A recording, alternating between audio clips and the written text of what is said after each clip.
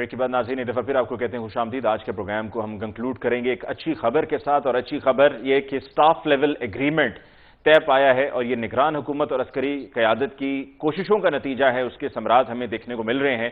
کہ وہی مطالبہ جو عوام پہلے کرتی چلی آئی ہے کہ مہنگائی کی شرح کو کم کیا جائے, پیٹرولیم پروڈکٹس کی پرائسز کو کم کیا جائے, وہ پہلے نہیں ہو پا رہا تھا. اور آئی ایم ایف کی طرف سے بھی جو ہم بار بار کوششیں کر رہے تھے کہ سٹاف لیول ایگریمنٹ ہو جائے, اس پر آئی ایم ایف رضامند نہیں تھا پی ڈی ایم کے دور میں, اور ہمیں سٹینڈ بائی ایگریمنٹ پہلے دیا گیا تھا اور کہا گیا تھا کہ ہماری کارکردگی کو دیکھا جائے گا, اور ہماری کارکردگی کو پھر ایویلیویٹ کیا گیا, اور ایویلیویٹ کرنے کے بعد یہ طے پایا کہ ہماری نگران حکومت نے وہ تمام تر ایفرٹس کیے ہیں, وہ تمام تر مطالبات پورے کیے ہیں ہم آئی ایم ایف کے, جو آئی ایم ایف کی طرف سے شرائط رکھی گئی تھی, اور یہی وجہ ہے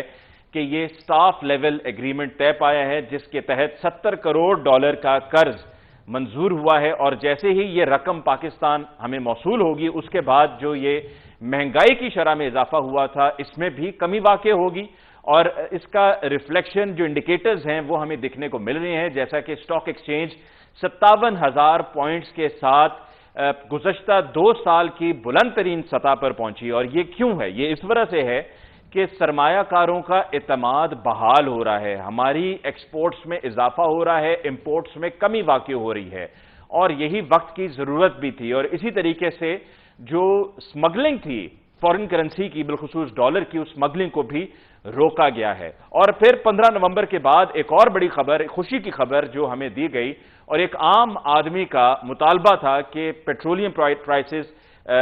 پروڈکٹس کی پرائسز کو کم کیا جائے, اس میں پیٹرول اور ڈیزل کی پرائس کو کم کیا گیا ہے. اور اب یہ کم ہونے کے بعد definitely in the coming days and weeks جو کموڈیٹیز کی پرائسز ہیں وہ بھی نیچے آئیں گی. اس کے ساتھ ساتھ